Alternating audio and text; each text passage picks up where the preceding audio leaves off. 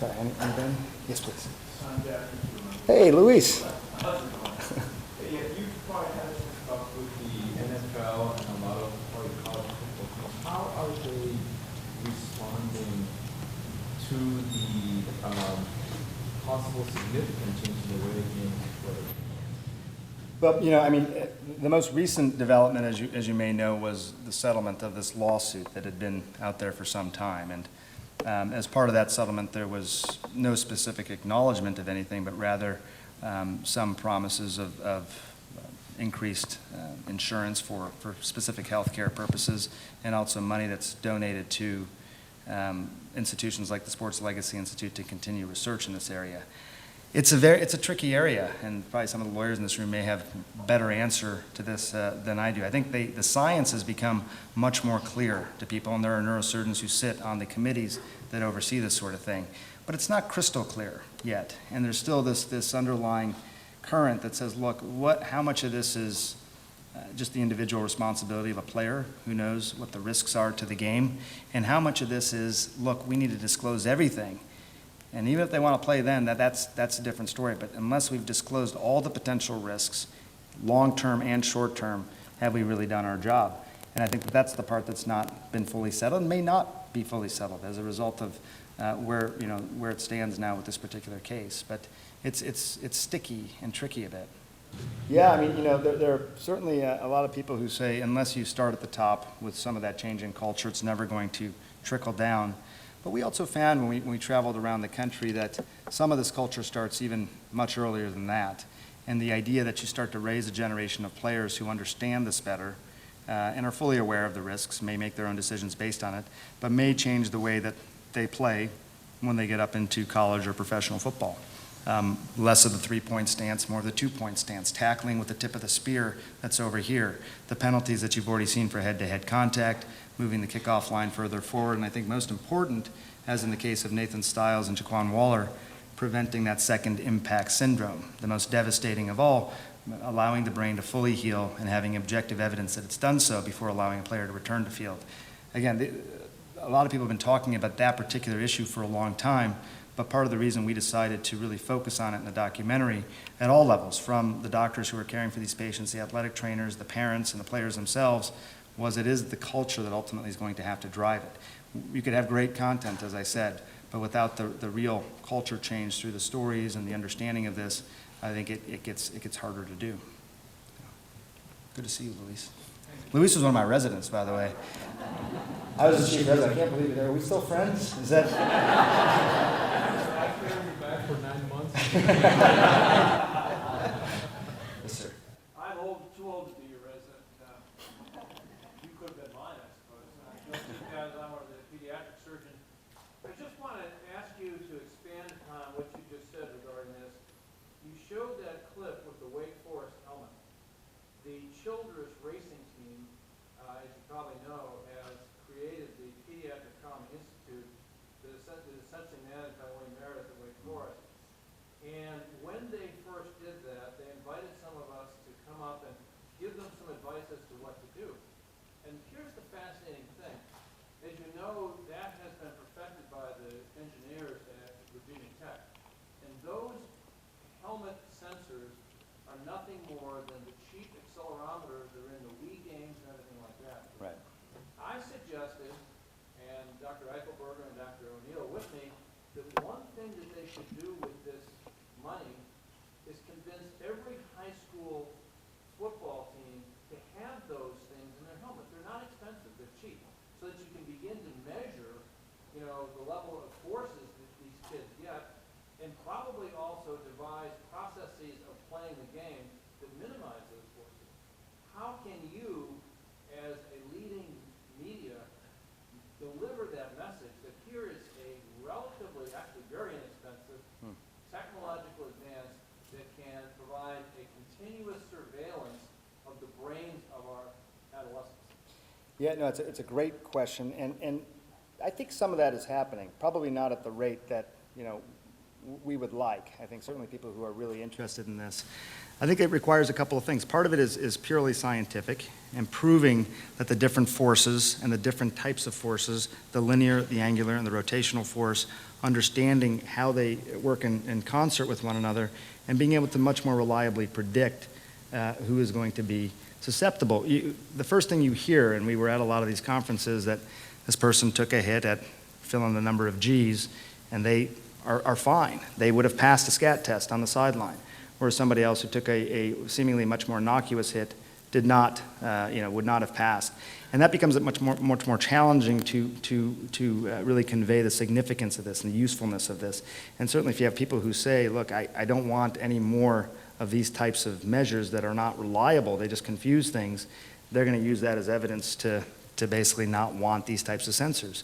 But I think as the evidence, and the scientific evidence in particular, gathers and mounts, I think we keep pounding the drum on this. And again, the stories I think are important. It's tough. And again, coming from strictly the world of medicine and straddling now this world of media and storytelling, I was a bit more skeptical of needing to really tell that story. But when you're talking to large swaths of the population who have vested interest in something like this, the stories do help. They shouldn't be anecdotal to the point where it's just an N of one. But these stories should be emblematic of much larger groups of the population. And that's what we try to do. But I think encouraging that it is starting to gain a little bit more appeal. Even with, I don't know if you met Kevin Guskowitz or know of his work, but we were just talking before I came here to give this talk, and he was giving me an idea of how many more states are now adopting this, how much more funding is at the state level for this sort of thing, and where he projects this is going to be by the year 2020. So, yes. You participated in the PROTECT trial at Emory. Yes. How do you feel now about progesterone as a potential treatment for traumatic brain injury, with the Synapse trial just completing patient recruitment and the PROTECT trial about 2/3 of the way through recruitment? I mean, we're pretty optimistic. I mean, the third paper now was finished. We're working on the fourth. I mean, we're not done yet, and I think we very much want to be completely ready to answer any questions that might come up about this. This is something that's interesting. The PROTECT trial is one of the examples of one of the areas where I've not reported on as much because of potential conflict of interest. So we haven't been talking about it in the media, but it is something obviously, along with our co-authors, that we meet about and discuss quite a bit. But it is. I think we're encouraged, which is why we've kept going, why we've been able to continue to get funding from all sorts of disparate sources, including some of the Head Injury Society money that's coming from some other universities, and possibly even some of this money from the NFL settlement. So, yeah, please. Dr. Gupta, I'm wondering, because of Sanjay, what is your take on affordable health care? What's my take on affordable health care?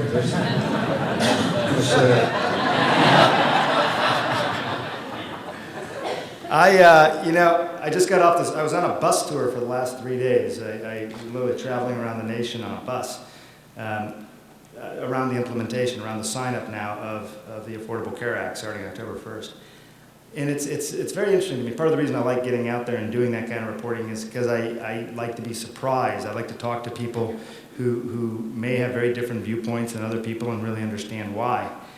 I mean, look, I think for me, just sort of, and it is a longer discussion, to be fair, but I'm one of these guys who sort of thinks, we look back at our country maybe 100 years from now. We look at the long game, so to speak, and we think, we did so many wonderful things in medicine. We got together and had symposiums like this and talked about how to optimize things in a way that allowed us to pursue our dreams and be free of injury and disease. But some of those things simply weren't available to everybody. They weren't available to a large percentage of the population.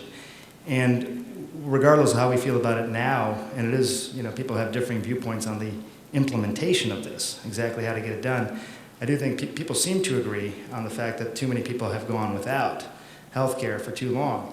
And whether you look at it from a medical standpoint, whether you look at it from a moral standpoint, or even a financial standpoint, again, the long game financial standpoint, it seems to make a lot of sense to provide more health care insurance to people.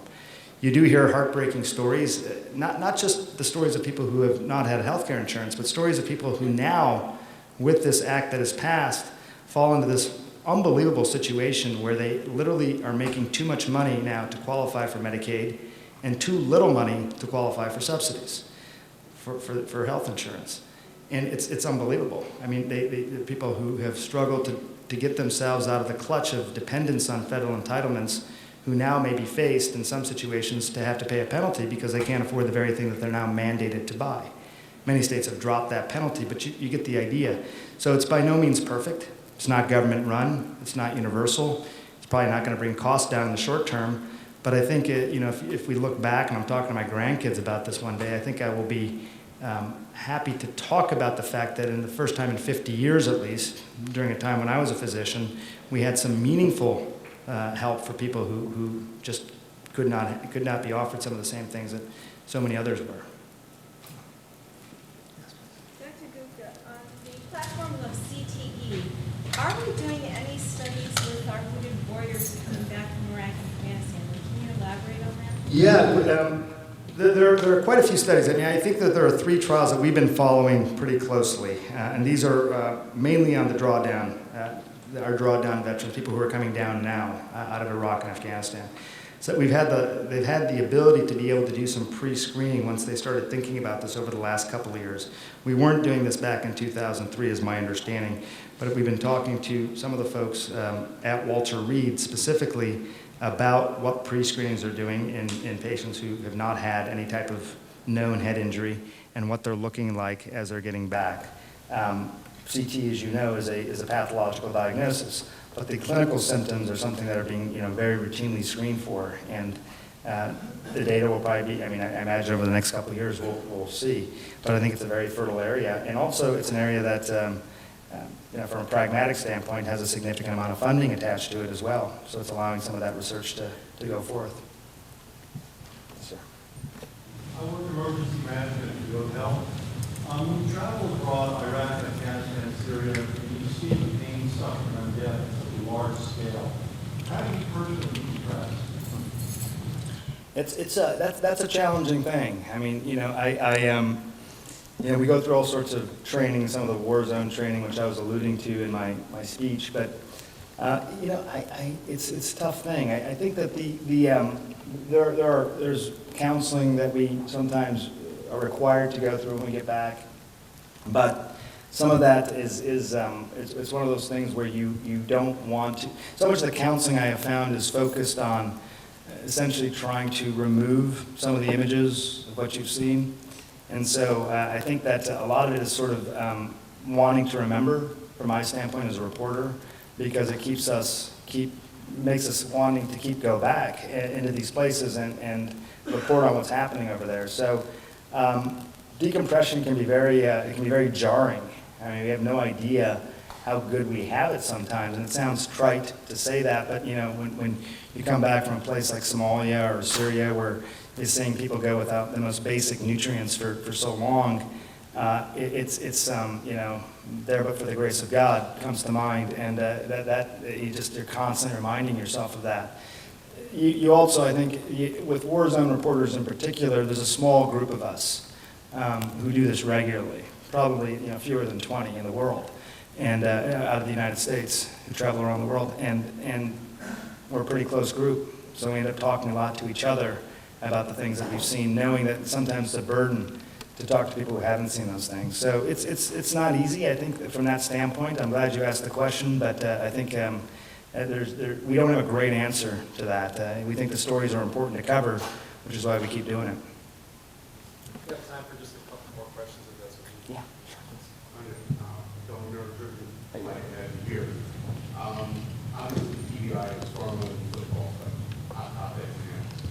Do you think that the settlement, albeit that there was no guilt admitted to it, there hasn't been a wholesale change to helmet design ever?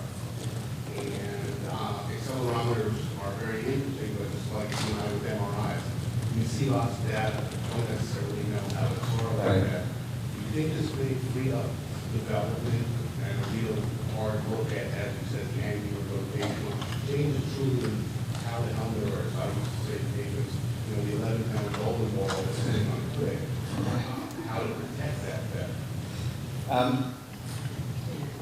Yes, but I think it's going to come slower than I would have expected. I was a little surprised by this. I think some of it is that when you really understand the pathophysiology of this type of injury, again, understanding that these types of acceleration, deceleration injuries can only be mitigated a certain amount by good helmet design.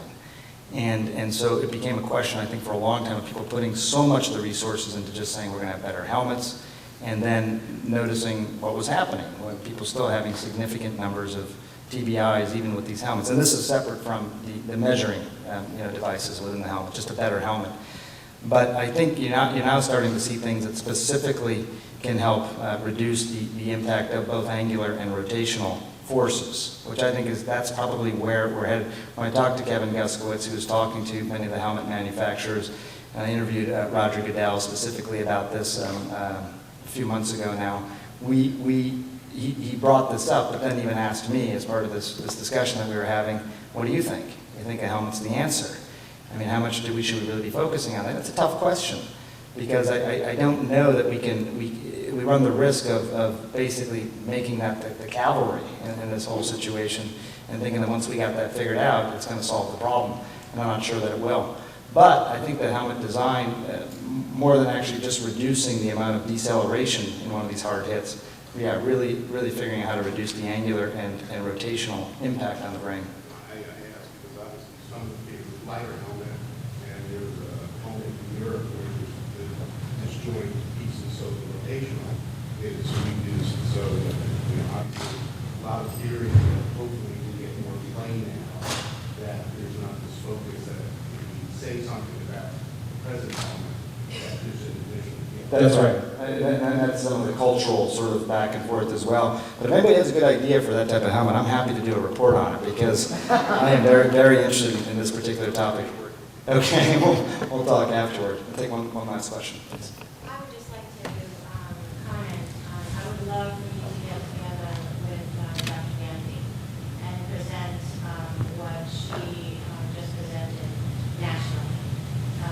It was, I don't know if you were here for her presentation, but I think that needs to be something that's addressed all over the country, which is the mild brain coming into the hospital, into emergency room, any emergency room in the United States. The way that they're handled, the process, everybody focuses on physical injury, and they leave with concussion, and it causes so many repetitive problems for the person in addition to coming back and forth to the hospital. Yeah, I mean, no doubt. Look, it's National. terminology matters. Calling it a brain injury instead of concussion matters, not just because of to the people in this room, but I think everybody starts to behave differently when you call it a brain injury. Parents behave differently, coaches, players themselves, doctors, nurses, anybody who's helping care for that patient. It's the culture of this, again, in terms of how people have thought of concussion, has been in some ways its own worst enemy, because it has been, you got your bell rung. It's been something you're going to just dust off. I talked to players at the NFL level who were basically told they needed to get back in the game. It's still happening. I mean, there's articles obviously here in Florida regarding some of the trainers and what they're being told by coaches. So yes, I mean, it matters, I think, not just the hospital level, but probably all levels. And and we, like I said, we're going to continue to beat the drum on that. Thank you. So thank you very much. Appreciate it.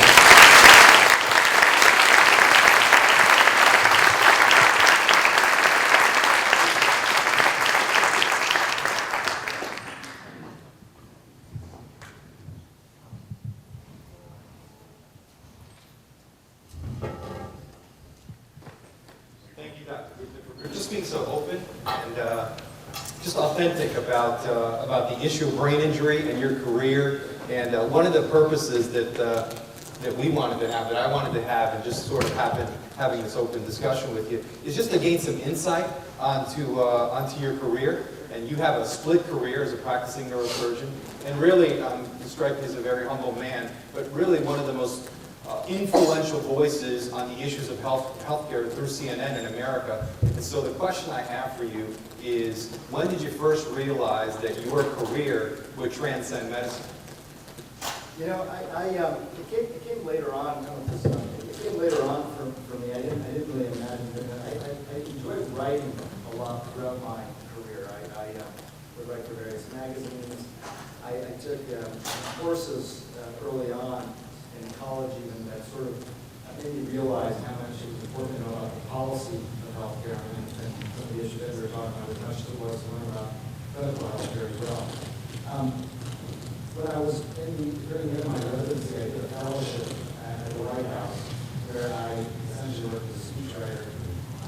issues of domestic policy, mostly revolving around health. I think it was at that point that I realized that putting words into the mouths of the president and the first lady would make a huge change.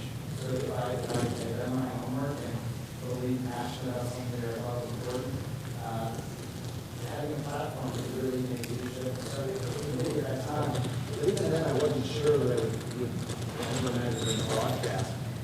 When I started, I moved down to Atlanta in 2001 when I was at CNN, I initially thought I was mainly going to be doing work revolving around healthcare policy. So this is working in I was going to start just reporting on healthcare policy specifically. This was 2001. It was a summer. It was the first year of the first term of President George W. Bush's presidency, and that was the plan. It was a healthcare plan, and I was going to try and educate people about it. Wonky stuff. And it was just 3 weeks later that the attacks of 9/11 happened. And suddenly I was this doctor working at the International News Network who had no experience, doing that kind of work. And there was a war that we were going into in Afghanistan. There was anthrax attacks back here on U.S. soil that people were worried about. And literally, it was a transformative thing for me, where I went from being this guy who write papers for The Economist and speeches on healthcare policy to specifically now discussing issues that were much more relevant to people's everyday lives. And then the global reporting sort of just became something that I fell in love with, because again, I think of health as this incredibly good common denominator that connects people all over the world. I just, I'm a child of immigrants. I look at things that are happening in countries in South Asia and try to understand what we can take from those things and learn about ourselves. So I guess it was an evolutionary experience for me. That's great. That's really great. Now, I'm going to embarrass you a little bit. Not too much, but I read somewhere that Forbes magazine, I think a couple years ago, named you one of the top 10 most influential celebrities in America. And with that influence and that national platform that you really have in the lives of millions of Americans, what was your sense of mission and purpose in that? That's a great question. For me, it's been pretty clear now, I think, over the last decade, and it really focuses on this idea of optimizing our health. And that is maybe a simple term, but means a lot of things to me. When I think of optimization of health, I think about our physical health, I think about our mental health, I think about joy, I think about our purpose on this earth. Like, what is our sense of purpose? I think all of that sort of fits in together. I think that certainly we continue to report on the things that we think will eradicate important diseases, but I've focused so much of my attention now with this platform and also with pieces that we do on 60 Minutes about what we can all be doing right now to live a better life in some way, to wake up tomorrow and say, how am I going to be better than I was yesterday? That is sort of our overarching mission, but it envelops a lot of things. I do think feeling more connected to what's happening in Syria, as opposed to just spending a couple of minutes a day or a week even drilling down on perhaps one of the most important international events that are happening anywhere in the world. I'm amazed that more people don't pay attention to it, not because they want to be subjected to the horror of it, because because it's our collective humanity, and we all have some responsibility. Doesn't mean you have to go there. Doesn't mean you have to be compelled to act in some way, but that you do feel more connected and more compassionate is, I think, part of that optimization of who we are. That's good. And sort of on a personal level, I remember your colleague on CNN, Piers Morgan. I remember his first interview was with Oprah Winfrey, and he asked her, he said, Oprah, so I want to ask you a question. And she's starting to get nervous. She's like, uh-oh, don't go there. He went there. He's like, Oprah, what is your brand? And I remember her saying, Piers, my brand is the love and connection brand. So if you'll permit me, Dr. Gupta, we'd like to know, what is your brand? Based on this analogy, are you Piers? I don't make money, guys.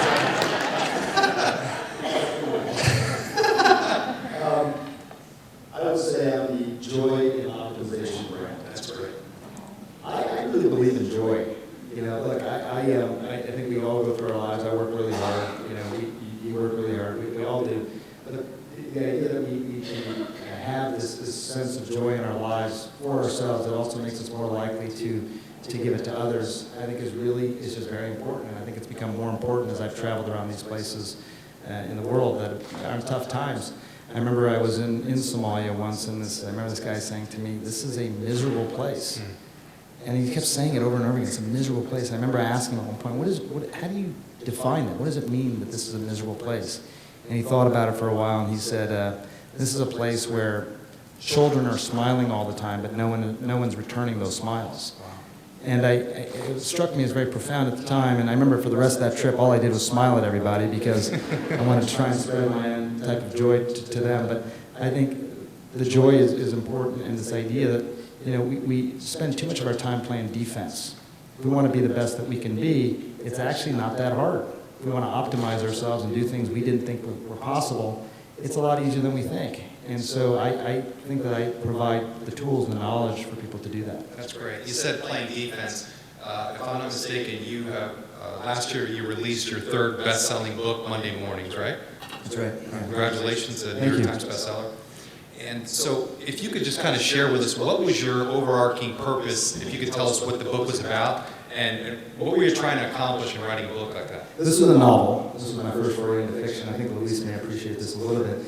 I took a lot of notes during my time as a resident and throughout my medical career on things that I found really fascinating. And one of the things that I found really interesting was the whole concept of these meetings that we have in hospitals that are called M&M, Morbidity and Mortality, or Death and Complications Conference. And I thought that was such an interesting thing to have a meeting where you basically gathered a bunch of people into the room, closed the doors, outsiders were not supposed to be in there, and you held each other accountable. You basically said, look, this isn't about somebody necessarily getting fired, this isn't about being punitive, this isn't even about insulting you. This is about the fact that you screwed up. And I'm going to say it that candidly, and then we're going to talk about it so that it never happens again.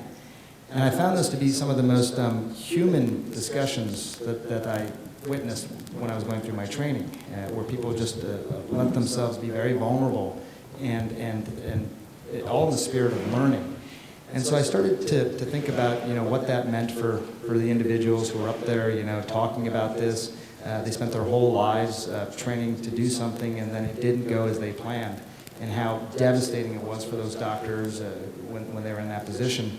But also the fact that any institution, inside or outside of medicine, could benefit from something like this.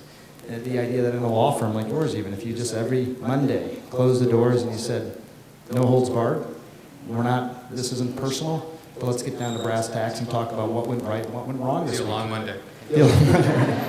But you know, it doesn't happen nearly long enough, and I think as a result, astonishingly, the same mistakes keep getting made over and over again, and the people who are making those mistakes don't realize their mistakes because no one has ever told them. And so you say, look, you keep screwing up, and the person says, wait a second, am I doing that wrong? I didn't even know. And that happened far more than I realized. So I decided to essentially create this hospital I called the Chelsea General after a small city where I lived after my residency, and created these amalgamations of characters who were people from all different walks of my own life, and some of them were historic characters as well, and placed them inside this hospital where they were trying to do the work that I think lots of people in the healthcare profession were trying to do, and then they were suddenly confronted with this different barrage of things that happened. And it all culminated with these Monday morning meetings. We turned it into a TV show, by the way, as well. David E. Kelly was the executive producer. We went a season, and then we got canceled. That showbiz. But it was really interesting to see some of those characters come to life. Well, just to kind of get to know you a little bit, you spoke of vulnerability. I'm going to ask you a personal question. You've had a lot of moments on TV, reporting all over the world, 100 countries. So is there a favorite moment that you remember on TV that you can share with us? You know, I do talk a lot about the tough stories that we covered, but you know, there are some funny moments and lighter moments as well. There's a couple that sort of come to mind. I remember I was actually covering the tsunami in Sri Lanka, which was a tough story, but we had been driving around for several days, and we were living out of our car. We didn't have hardly any resources. I mean, the country had been decimated, especially in the area that we were. And we were driving around. My cameraman's a guy named Scotty McWhinney, and we had this guy who was a native Sri Lankan who was helping us out. And we saw this hotel sitting on this cliff in Portugal, which is a really beautiful city, but again, it had been right in the heart of this tsunami wave. And we sort of pulled up to it, trying to see what we would see there, if there were people still there. And we literally pulled up to the front of this thing, and this guy came out in a hat who asked if he could park our car, which was so funny because we hadn't seen anything like him.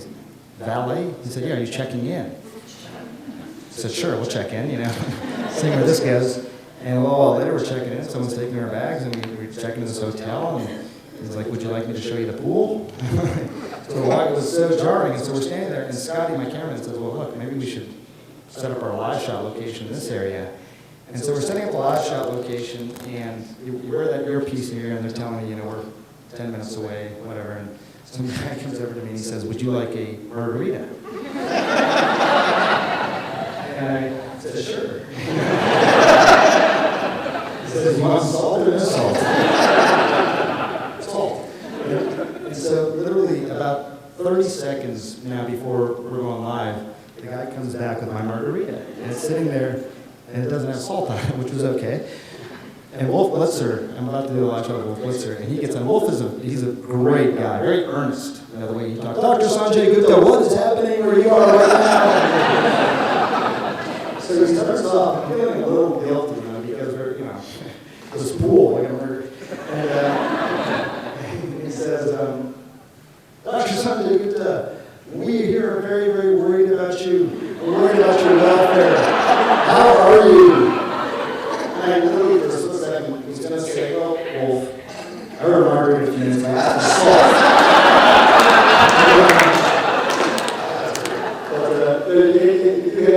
It's almost as some college sort of thing. You're in the middle of these situations, but no, I don't think you get through it without some of the lightness every now and then. That's great. You know, Dr. Gupta, you said something, and I wrote it down. I was putting it on my iPad when we talked about the power of the story. And you said that in order for a story to really have an impact, it has to be memorable. And as a professional who reports on stories all over the world, I was struck by something. Your life is a great story. And so we are humbled and honored that you would share your story with us, and just to elevate the conversation about brain injury, about men like you, like all of us that desire nothing more than to change the world. So you're an inspiration, and just thank you for your time, your passion, your authenticity, and your vulnerability. Thank you so much. It's been a real honor.